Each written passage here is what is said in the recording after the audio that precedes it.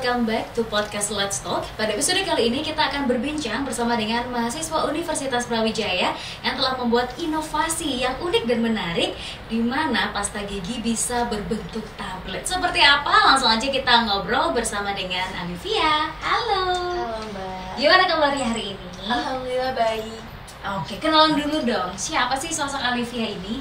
Oke, sebelumnya izin memperkenalkan diri ya. Aku Rusdi Alivia, biasa dipanggil Via, dari jurusan Kimia dari FMIPA Universitas Brawijaya. Oke, nah Alivia ini bersama teman-teman kan bikin inovasi yang menurut aku unik banget gitu ya. Bikin pasta gigi tapi bentuknya tablet. Nah, sebelumnya kenalin dulu dong, timnya tuh ada siapa aja sih? Oke, izin memperkenalkan teman-teman saya, rekan-rekan yang udah berjuang bareng. Yang pertama itu ada dari Keisha dan Kemas, itu dari jurusan Kimia juga, seangkatan kami dari 2023. Lalu ada Kak Andini dari FEB Akuntansi dari angkatan 2022. Dan terakhir itu Kak Shenas dari FKG, itu dari angkatan 2022 juga. Oke, terus pembagian job desk-nya gimana tuh sama teman-teman? Kalau dari aku sendiri, alhamdulillah aku diamanahi jadi CEO. Kalau dari temanku itu dari kimia, itu ada yang jadi operasional dan juga ada yang mengurus keuangannya. Dan juga kalau misalnya dari FEB ini khusus di marketing, dan dari FKG ini sekaligus untuk connecting atau social networking dan juga sosial media ini spesialis. Oke, nah terus teman-teman bisa kepikiran punya ide inovasi bikin pasta gigi bentuk tablet. Nah, itu gimana ceritanya? Kalau awalnya itu mungkin kalau perjalanan kita tuh panjang ya. Jadi awalnya itu dari tingkat fakultas atau kita tuh yang dari kimia bertiga. Jadi terbentuknya itu satu dengan kakak pembimbing kami dari kimia juga. Itu kita tuh mau masuk di ajang LP2 PKM atau Rektor Cup yang tingkat UB. Nah, di situ kita kepikiran di PKMK, dan akhirnya kakak pembimbing kami ini memberi inovasi yang mana itu tadinya dari produk dia dulu yang belum terjalankan. Dan ternyata itu kita inovasiin lagi dengan cara kita mengganti bahan bakunya. Untuk tablet pasta gigi sebelumnya sudah diinovasikan oleh tingkat kami, tapi kita mengganti bahan baku dan juga mengganti segmentasi pasarnya. Lalu akhirnya karena di LP2 PKM kami itu tidak lolos, akhirnya kami mencoba lagi di tingkat dikti, dan alhamdulillah lolos seleksi internal. Tetapi kakak tingkat kami ini ada di bidang lain. Akhirnya kita dicarikan kembali dari mahasiswa fakultas lain, itu dari FEB 1 dan dari FKG 1. Oh, jadi sempat rombak tim ya sebenarnya. Iya, rombak tim terlebih dahulu. Oke, tapi emang dari awal sudah fokus ke ideation-nya adalah melanjutkan ide terkait pasta gigi tadi. Iya, dan lagi kita juga mengubah urgensinya ya. Jadi kita melihat bahan baku yang banyak di sekitar Jawa Timur, di Malang, Kediri maupun Madura, yaitu buah lerak. Dan tadinya mau buah lerak aja, tapi kita inovasiin biar sedikit wangi dan khasiatnya makin banyak. Kita ambil dari jeruk nipis, yang mana salah satu desa binaan dari organisasi kami itu terkenal akan jeruk nipisnya. Oke. Buah lerak tuh bentuknya gimana sih? Aku nggak kebayang. Buah lerak itu kayak kurma ya, sedikit kayak kurma tapi lebih bulat. Persis kayak kurma, tapi kalau misalnya dipencet, kalau kurma kan lunak ya. Tapi kalau misalnya buah lerak itu kayak biji salak tapi bentuknya agak mengerucut. Jadi kalau dipotong masih bisa tapi agak keras. I see. Nah, khasiatnya apa tuh si buah lerak? Oke, buah lerak itu ada kandungan saponin ya Kak. Jadi sebenarnya banyak sekali buah yang mengandung saponin. Buah lerak salah satunya, tapi buah saponin itu bisa jadi pengganti busa. Misalnya kita kalau sikat gigi kan ada busa ya. Nah, itu yang dicari kan? Nah, itu kan dari SLS, nama kandungannya itu sodium lauryl sulfat.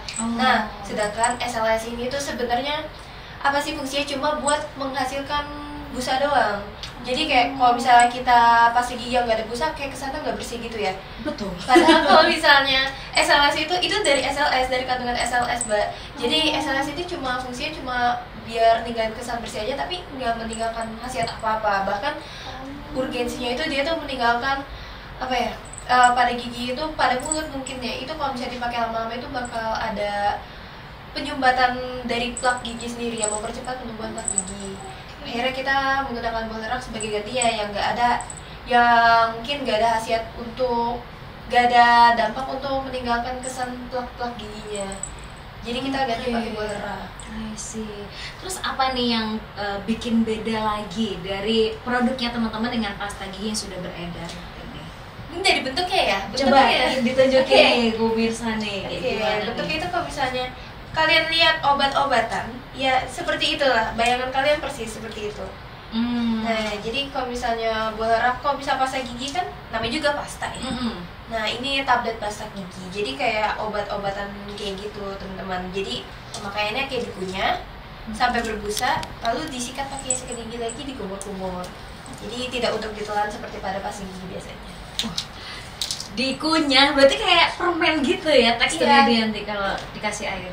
Kalau kayak ngunyah apa ya? Jelly? Ya, enggak jelly. Jadi kayak teksturnya tuh kayak obat biasa tapi dikunyah gitu. Oh, Iya. kayak obat puyer gitu ya kalau Iya, dihancurin iya, gitu. harus dihancurin dulu sampai Oke. agak berbusa terus baru disikat.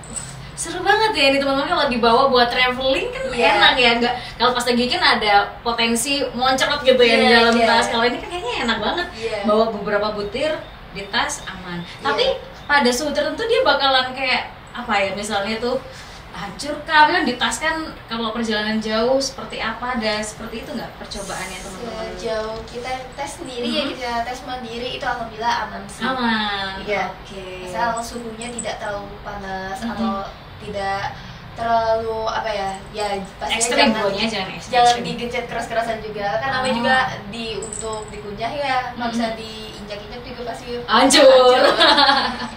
Oke, ini sudah pernah teman-teman cobakan kemana aja? Atau bahkan sudah dijual nih sama teman-teman? Namanya juga kalau bisa PKMK ya, Mhm. itu udah harus dijual langsung. Iya. Jadi kita udah dijual di Shopee, terus juga udah mencoba berbagai ini ya. Offline itu kita di expo. Jadi kalau misalnya PKM itu ada expo Mhm. Brawijaya.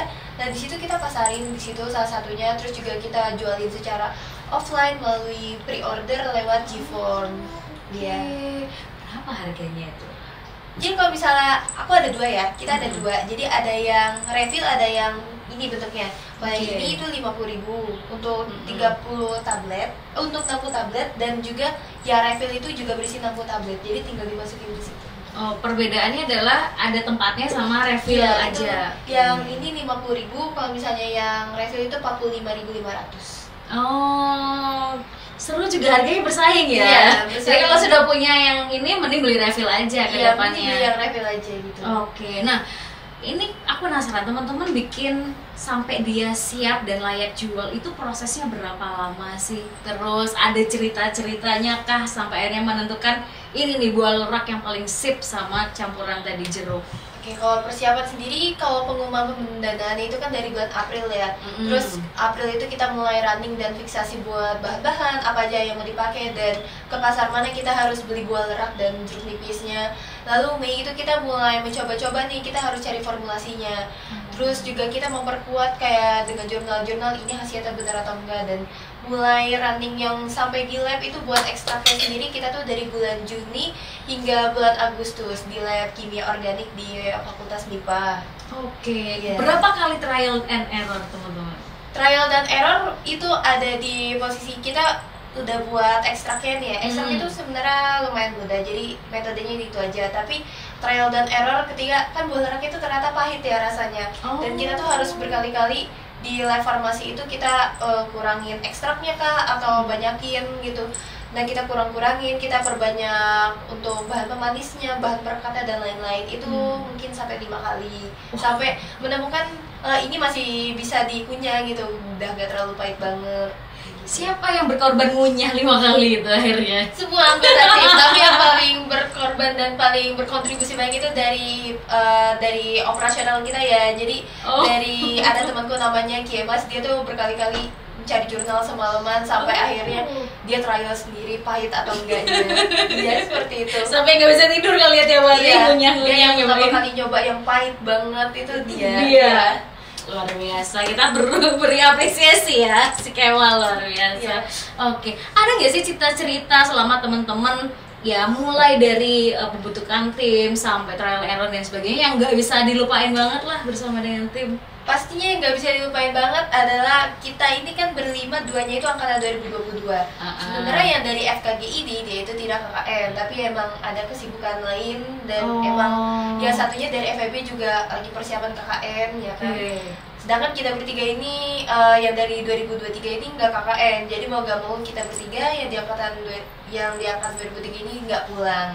Jadi ganti-gantian sih sebenarnya pulangnya tuh Persif. Jadi temanku pertama yang Kiemas yang rumahnya di Bangkalan, terus juga temanku yang Kisha ini pulangnya juga nggak ke kota asalnya tapi ke kota neneknya yang lebih dekat, dan akhirnya di sesi terakhir setelah presentasi dan lain-lain itu baru aku yang pulang. Sip-sipan ya pulangnya. Iya, pokoknya sip-sipan itu seminggu. Biar ada yang ke lab buat ngecek terus ya. Iya benar. Biar ada yang ganti-gantian ke lab. Tapi worth it dong, karena akhirnya teman-teman bisa sampai ke Pimnas ya. Ceritain dong gimana keseruan di sana.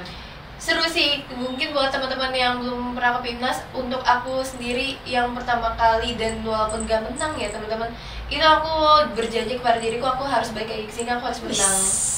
Mantep banget. Karena memang semeriah itu dan wow, euforianya sangat membara banget. Apalagi Brawijaya itu menggema banget di sana untuk yel-yelnya. Oke. Tahap mana yang paling sulit sebelum sampai ke Pimnas? Sebelum ke Pimnas itu tahap persiapannya. Jadi kan ternyata persiapan yang harus disiapin itu banyak banget. Kalau misal pendanaan kemarin itu kan udah sampai di tahap laporan akhir aja, ternyata kita masih harus kejual-jualin banyak. Terus kita juga masih harus produksi lebih banyak lagi, biar nantinya ketika kita presentasikan dengan yang kita presentasikan presentasi di Pimnas dan presentasi terakhir itu ada perkembangan. Iya. Sampai segitunya ya. Sampai segitunya kita harus lebih banyak produksi lagi. Terus kita mempersiapkan dari merchandise juga kayak book ini. Terus juga kaos ini yang aku pakai ini juga harus buat gitu kan untuk kelengkapan tim gitu. Jadi perintilan-perintilan itu ternyata juga memakan waktu dan tenaga ya? Iya, karena kalau di PKMK ya kewirausahaan kan emang bersaingnya di marketing dan juga siapa sih yang paling menarik, yang paling menonjol. Jadi kita harus seunik mungkin gitu berinovasinya. Boleh tahu nggak sih pendanaan yang didapat berapa sih setiap tim itu? Kalau setiap tim ya, sebenarnya tiap tim itu berbeda-beda tergantung apa yang diajuin ya. Kalau dari timku sendiri, sependek ingatanku 8 juta BT-nya dan 2 juta itu dari UB-nya. Jadi kita emang ambil semaksimal mungkin untuk pendanaan ini. Oke, dan itu semua harus dibelanjakan jadi produk dan kebutuhan tim. Iya, betul. Nah, kemudian nanti return-nya apakah harus sama dengan nominal 10 juta atau bahkan harus multiplikasi lebih banyak atau gimana tuh? Penilaian terkait wah ini timnya keren atau enggak, atau dapat juara atau enggak itu gimana sih? Jadi lebih ke bagaimana kita memanfaatkan sih dananya. Jadi sebenarnya kalau dari tim aku sendiri, kalau di proses pendanaan itu sebelum ke Pimnas itu ada sisa uang.